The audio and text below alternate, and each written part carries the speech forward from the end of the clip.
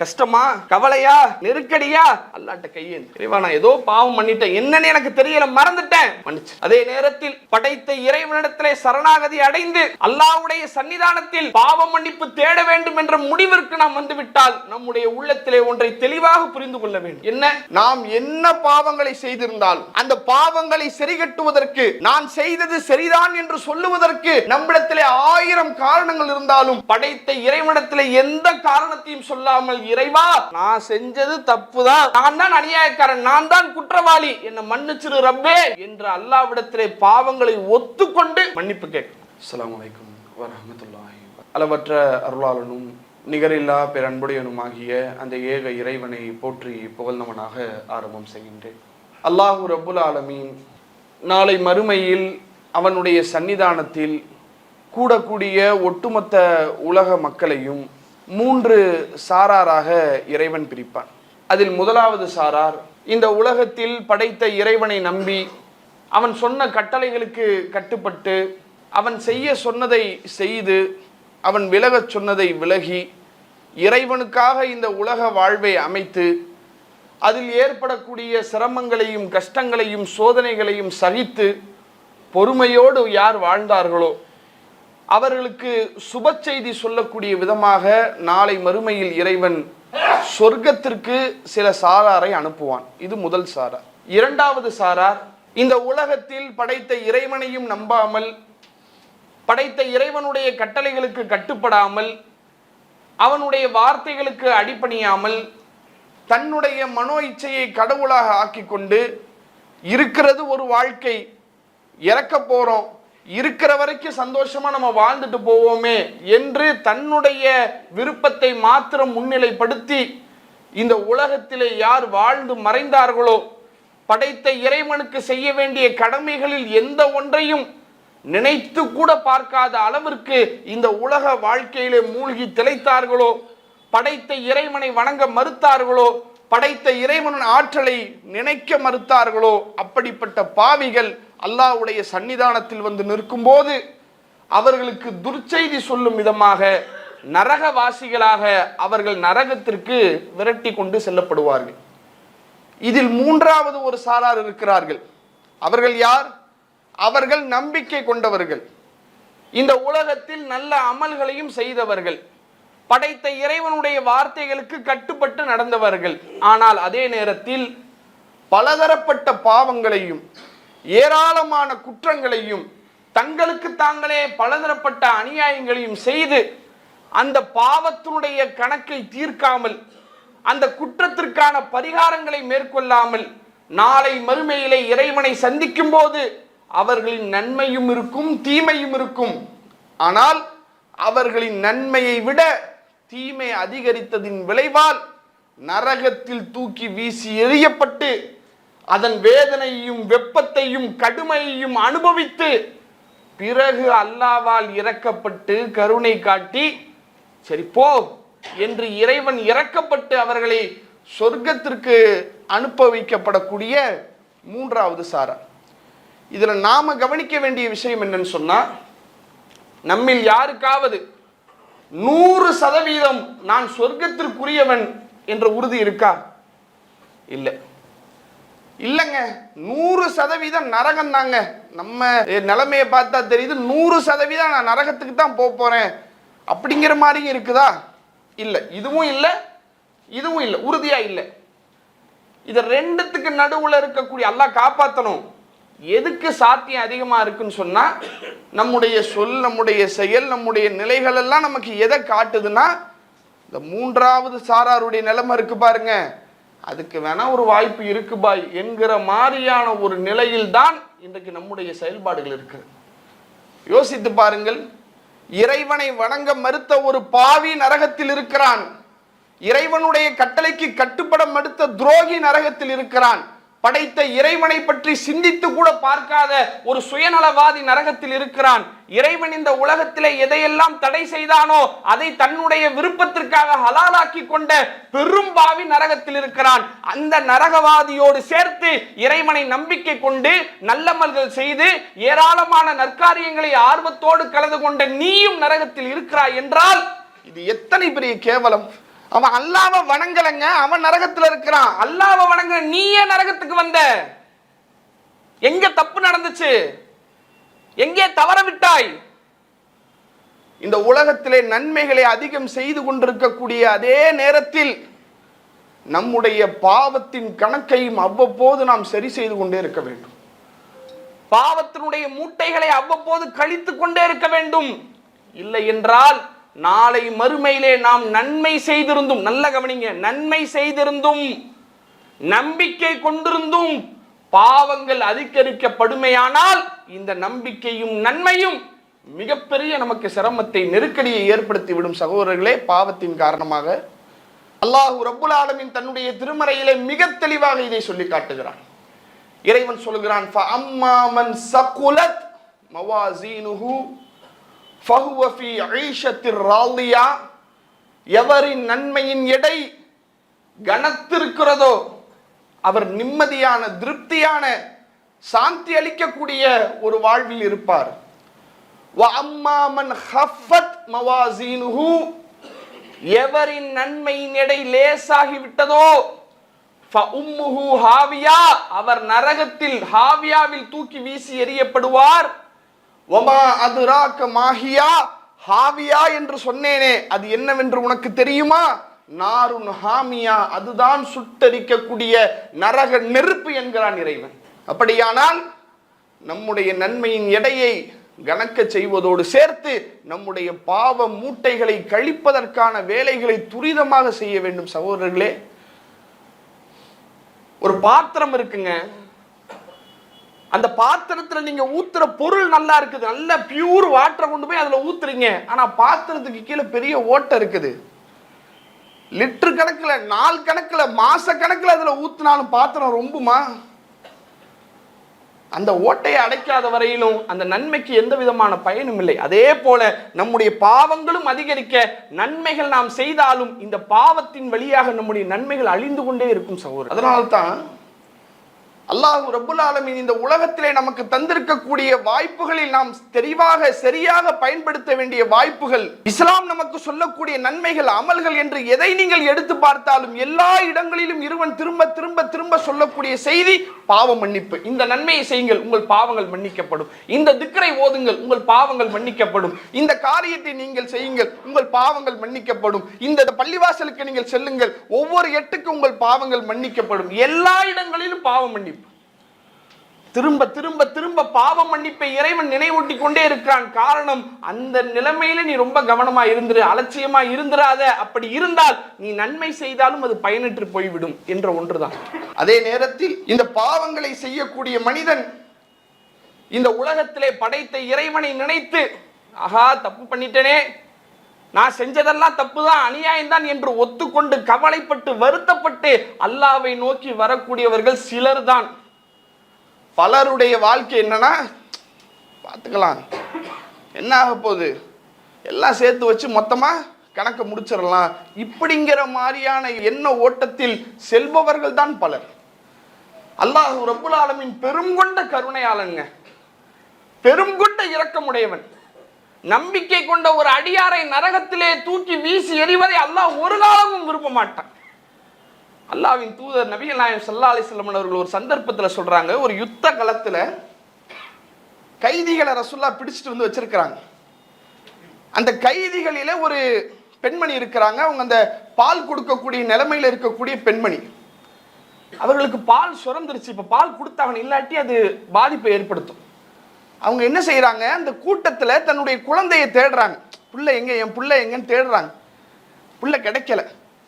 இன்னொருவருடைய குழந்தை கிடைக்குது. அந்த குழந்தையை எடுத்து அவங்க பால் அமர்த்திடுறாங்க. கொஞ்ச நேரம் கழிச்சு அவங்களுடைய குழந்தை கிடைச்சிருது. சரிங்களா? இந்த காட்சியை அல்லாஹ்வின் தூதர் அவர்கள் சொல்கிறார்கள், இந்த பெண்மணி அந்த குழந்தையின் மீது இவ்வளவு அன்பு வைத்திருக்கிறாளே, இவள் எரியக்கூடிய நெருப்பில் இந்த குழந்தையை தூக்கி எரிவாளா?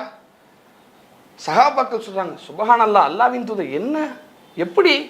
அவ விழுந்தாலும் விழுவாளே ஒழிய தாம் பிள்ளையை எரிய மாட்டா அல்லாஹ்வின் தூதர் என்று சொன்ன உடனே அல்லாஹ்வின் தூதர் அவங்க சொல்றாங்க, ஒரு நம்பிக்கை கொண்ட அடியாரை அல்லாஹ் எப்படி நரகத்துல தூக்கி எறிவான்? இவள் தன்னுடைய குழந்தையின் மீது வைத்திருக்கக்கூடிய கருணையை விட 1000 மடங்கு கோடி மடங்கு அல்லாஹ் கருணையாளனாச்சே, அவன் எப்படி அதை விரும்புவான்? விரும்ப மாட்டான். இந்த உலகத்துல எப்படியாவது என்னை நோக்கி வந்து பாவ மன்னிப்பு கேட்டு உன் கணக்கை தீர்த்துக்கொள் என்று இறைவன் ஏராளமான வாய்ப்புகளை வாசல்களை தந்தாலும் அதை இறுக சாத்தி விட்டு போகக்கூடிய மனிதர்கள் மீது அவர்களுடைய வாழ்க்கையிலே சில சோதனைகளை அல்லாஹ் தரான், சில நெருக்கடிகளை தரான்.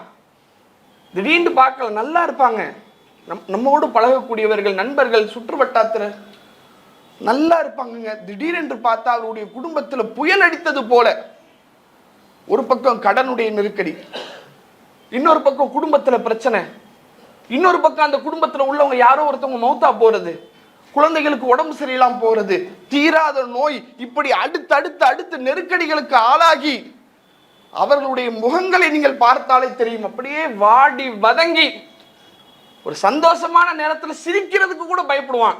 ஐயோ சிரிக்கிறோமே, அடுத்து நமக்கு கவலை வந்துருமா, அழுதுருவாமா என்ற கவலையிலே சந்தோஷமாக வாய் விட்டு கூட சிரிக்க முடியாத அளவிற்கு அத்தனை பெரும் நெருக்கடியிலே வாழ்ந்து கொண்டிருப்பார்கள். இவர்கள் எல்லாம் யார்? இவர்களுக்கு ஏன் இந்த நிலைமை வந்தது?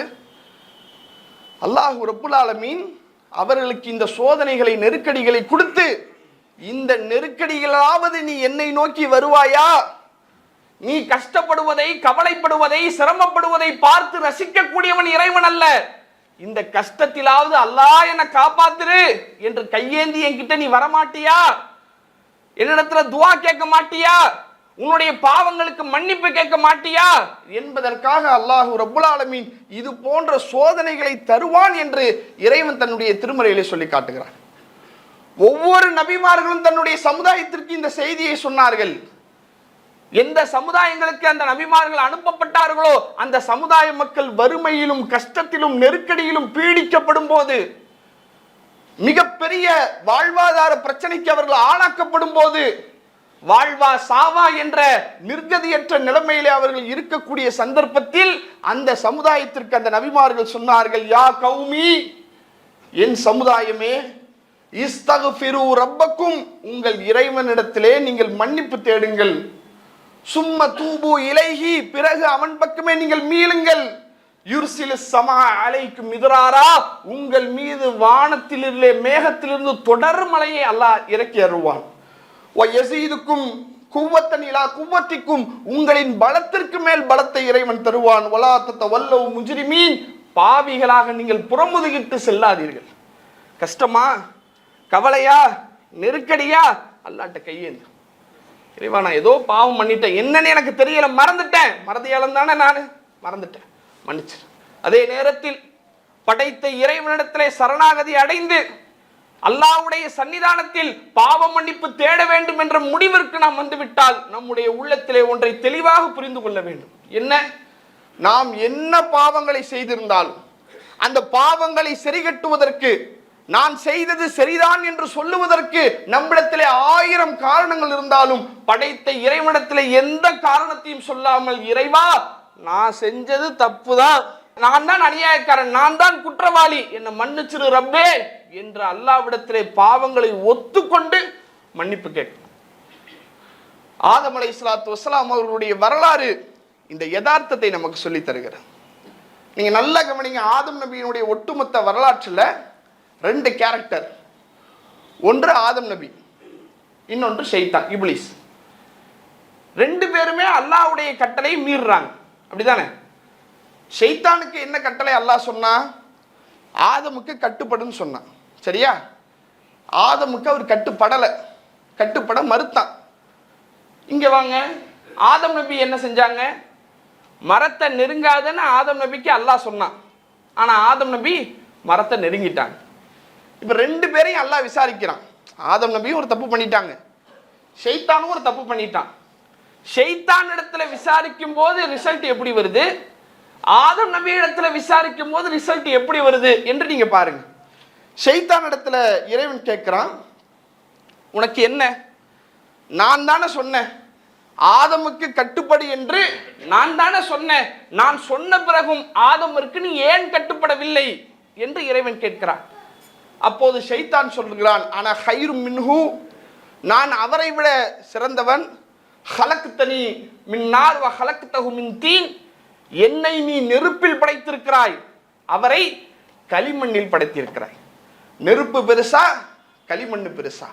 மண்ணு பெருசா, நெருப்பு பெருசா? எது பெருசு? நான் எவ்வளவு ஆற்றல் உள்ளவன், அவர் எப்படிப்பட்டவர் என்று வசனம் பேசிக்கிட்டு இருக்கிறான். அல்லாஹ் பார்க்கறான், இங்க என்ன வசனம் பேசிக்கிட்டு இருக்கிற? உன்னை கட்டுப்படத்தானே சொன்னது நானு. அதை விட்டுட்டு நான் பெரியவனா, அவன் பெரியவனா, நீ பெரியவனா என்று கேட்டுக்கிட்டு இருக்கிறியே, இதுக்கான இடமா இது? நீ யார்கிட்ட வந்து என்ன கேள்வி கேட்டுக்கிட்டு இருக்கிற என்கிறான். கட்டுப்பட மறுக்கிறான். இறைவனுடைய கோபத்திற்கு ஆளாகி விரட்டி அடிக்கப்பட்ட, வீசி எறியப்பட்ட, மறுமை நாள் வரை இறைவனுடைய சாபத்திற்கும் கேவலத்திற்கும் ஆளான துர்பாக்கியசாலியாக தூக்கி எறியப்பட்டான் ஷைத்தான். அதே நேரத்தில் இங்கே வாங்க, ஆதம் அலைஹிஸ்ஸலாத்து வஸ்ஸலாம் மரத்தை நெருங்காதன்னு நாங்க நெருங்கிட்டாங்க, சாப்பிடாதன்னு சொன்னாங்க, சாப்பிட்டாங்க. அல்லாஹ் கேட்குறான், ஆதமே உனக்கு நான் சொல்லலையா? சொல்லதானே செஞ்சேன். நெருங்காத, வலா தக்ரபா ஹாதி ஷஜரா ஃபதக்கூனா மினல் லாலிமீன், இந்த மரத்தை மட்டும் நீங்கள் நெருங்கி விடாதீர்கள், அப்படி நெருங்கினால் அநியாயக்காரர்களில் ஒருவராய் மாறி விடுவீர். தப்பு செஞ்சிட்டீங்கன்னு கூட அல்லாஹ் சொல்ற. எப்படி சொல்றான்? அநியாயக்காரர். ஏன்? தப்புங்கிறது தெரியாம செய்யறது. தப்புக்கும் அநியாயத்துக்கு வித்தியாசம் இருக்குங்க. தவறு என்பது தெரியாமல் நடப்பது, அநியாயம் என்பது தெரிஞ்சு நடக்கிறது. நீ போகக்கூடாது என்று நான் சொல்லிட்டேன், சொன்ன பிறகு நீ செஞ்சனா அது அநியாயம் தானே, அப்படி செஞ்சிடாத என்று இறைவன் சொன்ன பிறகும் ஆதம் அலைஹிஸ்ஸலாத்து வஸ்ஸலாம் அவர்கள் நெருங்குகிறார்கள், சாப்பிடுகிறார்கள். அல்லாஹ் கேட்கிறான், ஏன் போன? சொன்னனா இல்லையா? ஏன் இந்த வேலையை பார்த்த? ஆதம் அலைஹிஸ்ஸலாம் அவங்களுக்கு கூட ஒரு நியாயம் இருக்குங்க, ஒரு லாஜிக், ஒரு பாயிண்ட் அவங்க கிட்ட இருக்குது. என்ன? அவங்களா போலல்ல ஆதம் நபி, அவங்களாவா போனாங்க? இல்ல, ஷைத்தானுடைய தூண்டுதலால போனாங்க. சொல்லியிருக்கலாம், இறைவா நான் சும்மா தான் இருந்தேன், ஷைத்தான் வந்து இதை சாப்பிடு, சொர்க்கத்துல நிரந்தரமா இருந்துடலாம், நீ மலக்கா மாறிடலாம் என்றெல்லாம் சொன்னா, அதுக்கு அப்படியே மயங்கி நான் போயிட்டேன் இறைவா என்று சொல்வதற்கான ஒரு பாயிண்ட் ஆதம் நபிக்கு இருக்கு, நியாயமா பார்த்து. ஆனா ஆதம் நபி என்ன சொன்னாங்க? ரப்பனா லலம்னா அன்ஃபுஸனா வ இல்லம் தக்ஃபிர் லனா வ தர்ஹம்னா லனகூனன்ன மினல் ஹாசிரின். இறைவா எங்களுக்கு நாங்களே அநியாயம் செய்து விட்டோம் இறைவா, நான் செஞ்சது தப்பு தான், நியாயப்படுத்தல. நான் ஏன் செஞ்சேன் தெரியுமா? இதுக்கு உங்ககிட்ட ஆதாரம் இருக்கா, சான்று இருக்கா, சாட்சி இருக்கா, எழுத்துப்பூர்வமா நிரூபிக்க முடியுமா? காணொளி வாயில நான் செஞ்சது தப்பு தான், ஒத்துக்கிட்டேன், அவ்வளவுதான். நான் செய்தது தவறு, நீ இரக்கம் காட்டி கருணை காட்டி என்னை மன்னிக்காவிட்டால் நஷ்டவாளிகளில் ஒருவராய் நான் மாறிவிடுவேன் இறைவா, என்னை மன்னிச்சிரு இறைவா என்று கெஞ்சினார்கள். மன்னிச்சானா இல்லையா? பாவ மன்னிப்பை பெற வேண்டும் என்ற சிந்தனையில் இருக்கக்கூடிய நாம் முதல் கட்டமாக நம்முடைய உள்ளத்திலே பதிவு வேண்டியது, படைத்த இறைவனிடத்திலே நாம் செய்த தவறுகளை ஒத்துக்கொண்டு அல்லாஹ்விடத்திலே மன்னிப்பு தேட வேண்டும். இறைவா நாங்கள் செய்தது தவறுதான், அநியாயம்தான், பெரும் குற்றம்தான், நீ மன்னிக்காவிட்டால் நஷ்டவாளிகளில் ஒருவராய் மாறிவிடுவோம் என்பதை உணர்ந்து அல்லாஹ்விடத்திலே தௌபா தேட வேண்டும். இன்றைக்கு நாம் இருக்கக்கூடிய இந்த ரமலானுடைய மாதம் கடைசி நாட்களை நெருங்கி கொண்டிருக்கிறோம். இறைவனுடைய பாவ மன்னிப்பின் வாசல்கள் பிரகாசமாக திறக்கப்பட்டிருக்கக்கூடிய மாதம், இறைவனுடைய அருள் அளவில்லாமல் வாரி இழைக்கப்படக்கூடிய ஒரு மாதம். அப்படிப்பட்ட மாதத்தினுடைய கடைசி நாட்களில் நாம் இருக்கிறோம். சகோதரர்களே, இந்த நாட்களை பயன்படுத்தி படைத்த இறைவனிடத்திலே பாவ மன்னிப்பை கேட்டு நாம் மீளவில்லை என்றால் நம்மை விட மிகப்பெரிய துர்பாக்கியசாலி யாரும் இருக்க மாட்டார். அல்லாஹ்வின் தூதர் ஸல்லல்லாஹு அலைஹி வஸல்லம் அவர்கள் சொன்னார்கள், ஒரு சந்தர்ப்பத்திலே நபிகளார் அவர்கள் மிம்பர் மீது இருக்கும்போது ஆமீன் ஆமீன் ஆமீன் என்கிறார்கள். சஹாபாக்கள் கேட்கிறார்கள், அல்லாஹ்வின் தூதரே என்ன திடீர்னு சொல்றீங்களே, எதுக்கு சொன்னீங்க? அப்போது அல்லாஹ்வின் தூதர் அவர்கள் சொன்னார்கள், ரஜுலுன், ஒரு மனிதர், தஹல அலைஹி ரமலான், ரமலானுடைய மாதத்தை அடைந்து சும்மன் சலஹ கபுல யுஃபர லஹு, அந்த ரமலானுடைய மாதம் அவரை விட்டு கடக்கும் போது பாவங்கள் மன்னிக்கப்படாமல் இருப்பாரேயானால் அவர் அழிந்து நாசமாய் போகட்டும் என்று ஜிப்ரீல் சொன்னார். அதற்குத்தான் நான் ஆமீன் என்று சொன்னேன். உன்னுடைய வாழ்நாளில் உனக்கு வழங்கப்பட்ட கடைசி சந்தர்ப்பம், லாஸ்ட் சான்ஸ், இந்த ரமலான் யூஸ் பண்ணிக்க, இதை விட்டுறாத. இந்த ரமலான் இன்னும் சில நாட்களில் முடிவடைய போகிறது. இதை விட்டுவிட்டால் அடுத்த ரமலானை சந்திப்பதற்கு 1 வருட காலமா. இந்த 1 வருடத்தில் நம்முடைய வாழ்க்கை எப்படி வேண்டுமானாலும் மாறலாம். சகோதரர்களே, யோசித்து பாருங்கள். கடந்த ரமலானில் நம்மோடு இருந்தவர்கள், நம்முடைய உறவினர்கள், நம்முடைய சொந்தக்காரர்கள், நம்முடைய நண்பர்கள் இந்த ரமலானில் நம்மோடு இருக்கிறார்களா? அவர்களின் முகங்கள் கூட நமக்கு ஞாபகம் இல்லை, மறந்து விட்டோம். இதுதான் உலகம். நம்முடைய மறுமைக்காக இந்த உலக வாழ்வை பயன்படுத்தி படைத்த இறைவனிடத்திலே பாவ மன்னிப்பு கேட்டு மீள்வதற்கான கடைசி சந்தர்ப்பம். இதை சரியாக பயன்படுத்தி அல்லாஹ்விடத்திலே கதறி அழுது, இறைவா நான் செய்தது தவறுதான், மன்னிச்சிரு, அறியாம செஞ்சிட்டேன், ஒரு தூண்டுதல்ல செஞ்சிட்டேன், ஏதோ ஒரு வகையான அந்த சூழ்நிலை காரணமா செஞ்சிட்டேன், நான் தான் பாவி, என்ன மன்னிச்சிரு இறைவா என்று அல்லாஹ்விடத்திலே சரணாகதி அடைந்து கதறி அழுது நம்முடைய பாவங்களை விட்டு மீள்வதற்கு இறைவன் நமக்கு தந்திருக்கக்கூடிய கடைசி சந்தர்ப்பம். இதை வீணடித்து விடாதீர்கள், இதில் அலட்சியம் செய்து விடாதீர்கள். பல இஸ்லாமிய சகோதரர்களை பார்க்கிறோம், மிக வேதனையோடு சொல்லுகிறோம். 27 இரவு லைலத்துல் கத்ர் முடிந்து விட்டது. ரமலான் எப்படி? ரமலானே முடிஞ்சிருச்சுங்க. 27 இரவோடு ரமலானே முடிஞ்சிருச்சு. யோசித்து பாருங்கள் சகோதரர்களே, 29வது இரவுன்னு ஒன்று இருக்கு. பலர் என்ன செய்யறாங்க? ஊருக்கு போறோம் பாய், எப்ப 27 முடிஞ்ச உடனே ஊருக்கு, 28 29 அல்லாஹ் நாடி ஒருவேளை 29வது இரவு லைலத்துல் கத்ரா இருந்துச்சுன்னா என்னங்க நிலைமை? எவ்வளவு பெரிய துர்பாக்கியங்க நமக்கு. அப்ப அதையெல்லாம் நம்முடைய உள்ளத்திலே பதிவு செய்து இந்த வாய்ப்புகளை நம்ம வீணடித்து விடவே கூடாது. அல்லாஹ் நமக்கு தந்திருக்கக்கூடிய இந்த சந்தர்ப்பத்தை சரியாக பயன்படுத்தி படைத்த இறைவனிடத்திலே பாவ மன்னிப்பை தேடுவதற்கு இனி இருக்கக்கூடிய ஒவ்வொரு நாளை அல்ல, ஒவ்வொரு நிமிடத்தையும் அல்லாஹ்விடத்திலே பாவ மன்னிப்பு தேடக்கூடிய வகையில் நாம் பயன்படுத்த வேண்டும். அதுதான் இறைவன் இந்த ரமலானை நமக்கு தந்ததனுடைய நோக்கமாக, நாளை மறுமையினுடைய வெற்றியின் வாய்ப்பாக இருக்கும் என்ற செய்தியை சொல்லி என்னுடைய முதல் உரையை நிறைவு செய்யும். அல்லாஹு அக்பர், அல்லாஹு அக்பர்.